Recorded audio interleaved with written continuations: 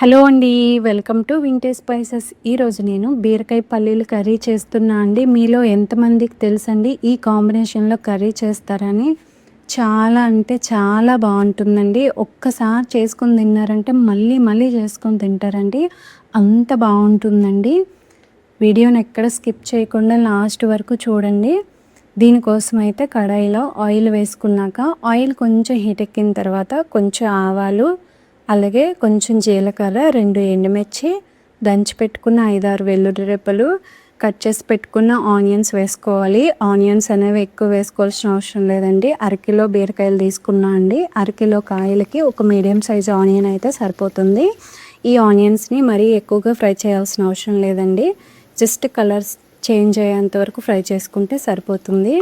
చూడండి, మంచిగా ఫ్రై అయ్యాయి కదా ఆనియన్స్ అనేవి. ఇందులోనే కొంచెం కరివేపాకు వేసుకొని ఒకసారి కలుపుకున్నాక కట్ చేసి పెట్టుకున్న బీరకాయ ముక్కలు అనేవి వేసుకొని ఒకసారి కలుపుకున్నాక నైట్ అంతా నానబెట్టుకున్న పల్లీలు వేసుకోండి. టైం లేదు అనుకుంటే ఒక 2 గంటలు నానబెట్టుకున్నా సరిపోతుందండి. కుదిరితే కనుక పచ్చి పల్లీలు ఉంటే వేసుకొని చేసుకోండి. చాలా అంటే చాలా బాగుంటుందండి. బట్ మనకి అవి సీజన్లోనే దొరుకుతాయి కనుక ఇలా నానబెట్టుకొని వేసుకొని చేసుకోండి. ఇందులోనే ఒక 2-3 పచ్చిమిర్చి చీలికలు వేసి మూత పెట్టి లో ఫ్లేమ్లో మెత్తగా మగ్గించుకోవాలండి. చూడండి, మనకి ముక్కలు అనేవి మంచిగా మగ్గిపోయాయి కదా. ఇందులోనే కర్రీకి సరిపడా సాల్ట్ అలాగే పసుపు వేసి ఇంకోసారి కలిపి మూత పెట్టి ఇంకో 2 నిమిషాలు కుక్ చేసుకోండి లో ఫ్లేమ్లో. ఇలా చేసుకుంటే ఫ్లేవర్ చాలా బాగుంటుందండి. చాలా అంటే చాలా బాగుంటుందండి కర్రీ అనేది.